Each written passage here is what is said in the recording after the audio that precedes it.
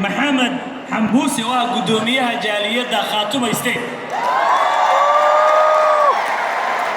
هذا سيدي راني لسه ودوية عبد الرشيد محمد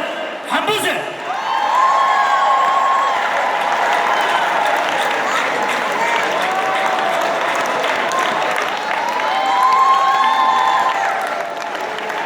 السلام عليكم. دموت سلامتين دروينا شرفتنا كسو قيب قلي حفلة دبالدقة أساسك maamulka cusub galmudug waxa kala mahad mudan dhalinyarada sharafta leh kartida leh wax ku oolka ah soo abaabulay xafladda quruxda badan intaas oo Soomaaliyeed isugu keenay meesha soo xulay dadkii seegi lahaa waraagga galmudug fanaaniinta hal-abuurkooda waxoo dhan waxay gelinaysaa qofkii Soomaaliya qiiro wanaagsan waana guul inoo soo hoyatay congratulations. Soomaaliya waa imisa Soomaaliya waa mid calankeeduna waa mid waana ka buluuga halka waxaan uga jeedaa calanka galmudug wuxuu xusuusinayaa galmudug iyo Khaatumo State of Soomaaliya inay mataana yihiin calaamadii lagu yaqaanay dad iyo qowmiyad baa halka ka muuqda waxa ka muuqda calan isku mid ah waxa ka muuqda quruun isku mid ah waxa ka muuqda Soomaalinimada annagu waligeey oo halgamayno waxaan leeyahay waa soo dhaweynaa waxaan rabaa inaan u hambaliyeeyo maamulka cusub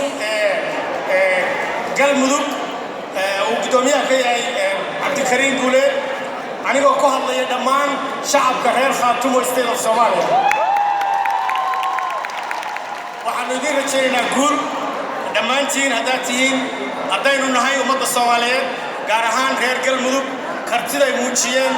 wanaaggii Soomaalinimada oo ay doonayaan inay soo celiyaan odayga halka ka hadlay suldaanka ama ugaaskii waxa weeyaan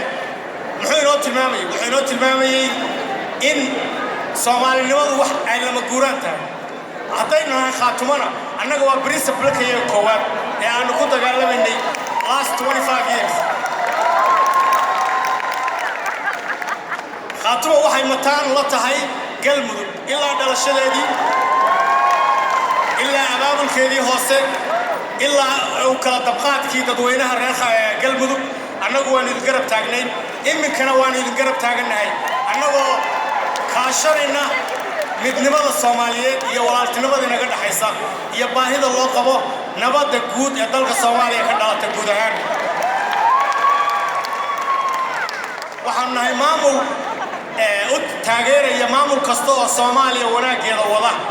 inuu dhasho waxaan nahay maamul taageeraya maamulada nabadgelyada wada dhaqaalaha qaybsiga wada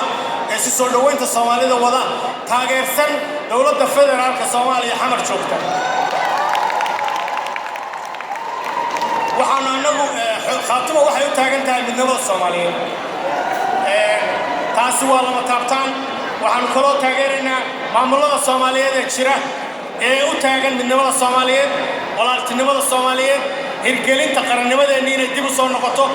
waxaanu u horeynaa naftayada iyo maalkayaga waxaanu ku taageeraynaa khibradda aanu leenahay qof kasta oo Soomaaliyeed oo wanaagga Soomaalida wada waxaanu idin leenahay madaxweyne xasan sheekh waxaanu doonaynaa inuu ummadda Soomaaliyeed oo dhan meel kasta joogta sida uu u hirgeliyay maamulka galmudug uu yara uga hirgeliyay meel kasta madaxweyne xasan sheekh waxaan ka codsanaynaa inuu tuso leadershipka uu ka muujiyay cadaado inuu magaalo kasta la tago inuu laascaanood la tagaanu doonaynaa inuu garowe la tagaanu doonaynaa inuu kismaayo la tagaanu doonaynaa inuu hargeysa la tagaanu doonaynaa oo uu yidhaahdo ummad Soomaaliyeed baynu nahay ee aan wada shaqayno ila shaqeeya inuu dadka ka codsado weeyo war ila shaqeeya oo dalkeenu yuusan kala jabin marka anigoo ugu bogaadinaya madaxweynuhu runtii maamulka siduu u taageeray waxaan ka rabnaa inuu meel kastana saas oo kale maamulada dhismaya uga taageero si ummad Soomaaliyeed oo wada socota ay dib ugu soo noqoto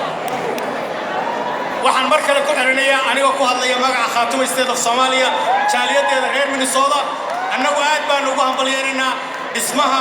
iyo soo dhaweynta maamulka cusub ee galmudug taasoo aanu mataana ku nahay laba maamul oo labaduba Soomaalinimadu ay dhab ka tahay laba maamul oo dadkii waddanka u dhashay ay dhiseen oo aan dabadda cid uga keenin laba maamul oo diriim reer fogay leeyahay ama qolyo kale ay la kula yihiin aan ku shaqaynay waxaanu nahay maamuladii ummadda Soomaaliyeed u soo dhintay dadkii u dhashay baanu nahay waxaanu nahay walaalo jira waxaan leenahay guulo galmudug hore u socoto